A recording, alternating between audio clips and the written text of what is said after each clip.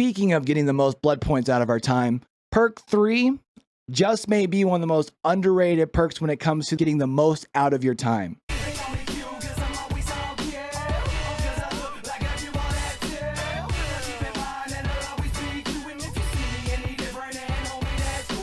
Hey, what it do, what it do, what it do? It's your boy Q, and welcome back to YouTube. Let's go ahead and take another trip back into the fog. Now look, I'm super excited about this one. I hope everybody here has been having as much fun playing with and against Nemesis with the new chapter release here recently in Dead by Daylight. I know we've been having an absolute blast over on my channel where we stream on Twitch like 5-6 days a week. Link for that's going to be down in the description below. And that really had me thinking lately. Like, I know a lot of people are wanting to grind out blood points to be able to level up both Nemesis as well as both of the survivors that came with the new DLC.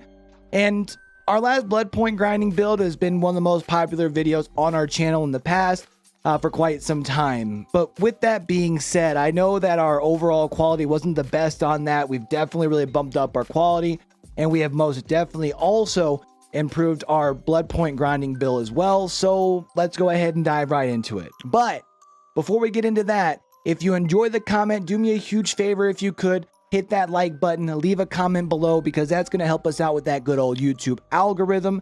And of course, it's going to help get our content in front of more people and also help us help other people grind out those precious blood points. And if you could also hit that subscribe button, you'd really be helping your boy cross that 200 subscriber mark, which we're getting really close to. Now, of course, when it comes to blood point grinding builds, we have to get started with good old reliable We're Gonna Live Forever, right? It's a teachable from David King, unlocked at level 30 for him. Every time you take a protection hit, rescue a survivor via like stun or blind, or whenever you get a safe unhook, you're going to get a 25% stackable blood point token up to 100% of your blood points earned throughout the trial. And since you're probably going to be doing this for the most part by rescuing teammates safely from hooks, go ahead and throw a heal in, and you're going to go ahead and also help stack up those altruism points as well.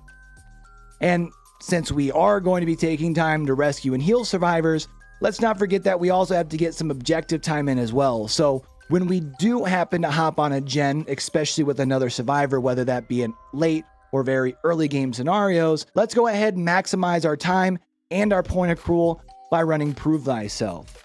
Not only are you going to get a stackable bonus for each survivor working on the same gen as far as your gen speed, but you're also going to get up to 100% bonus blood points for cooperative actions.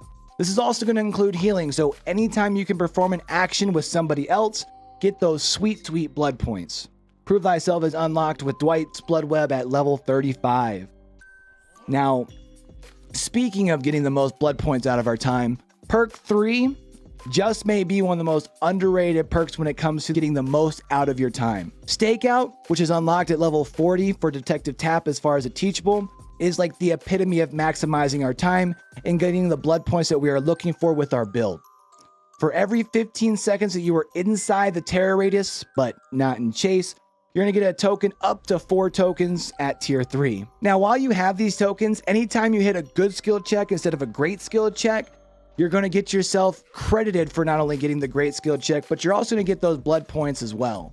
Because let's be honest, nobody hits 100% of their skill checks as far as for greats anyways, right? Now, this is going to mean that you get even more blood points, and if you want to be able to help force more stakeout value, we can focus on more of the central gens, meaning we're more likely to be in the terror radius of the killer.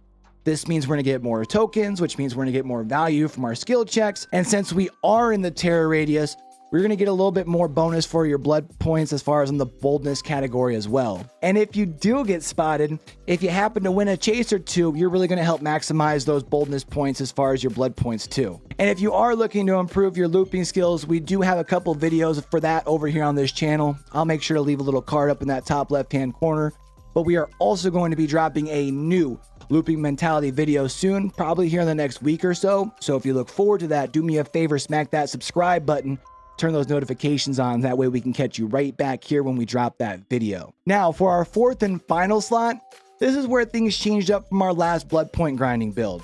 If you don't agree with this perk, or it's something that you're not comfortable with, or maybe you just don't have it unlocked yet, you do have the ability to use any exhaustion perk that fits your playstyle That's going to help you feel comfortable to extend those chases, which of course means more blood points, as well as you're going to be able to maximize your boldness category as well. And sure, you can make an argument for either Detective's Hunch or Small Game in order to cleanse totems at 1500 points a pop, but there are only 5 totems on any given game, and there are going to be other people looking for those totems as well. And if we're being honest, once you know the spawns, you can get more value from other perks, like Saboteur, for example, which is a Jake Park teachable at level 40 for him. 1, sabotaging hooks can help your teammates in a bind when you learn to use it correctly to be able to get them off of the shoulder of a killer that's carrying them to said hook.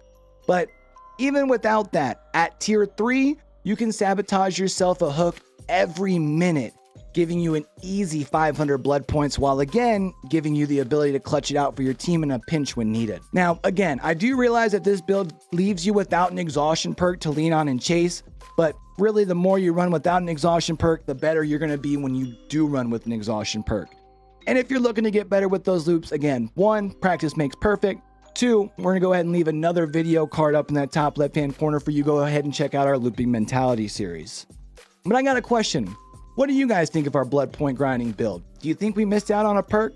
Let me know in those comments down below. And if you did like the video, if you could also leave us a like, that's going to help us out with that good old YouTube algorithm. And of course, if you could hook your boy up, it would really mean a lot to me if you can hit that subscribe button. We're on the chase for 200 subs and we're getting really close. And you can turn those notifications on. That way we can catch you right back here for the next video. Alright? Until next time though, for real, with everything crazy going on in the world today, be true, be you, be sincere, game hard and love harder.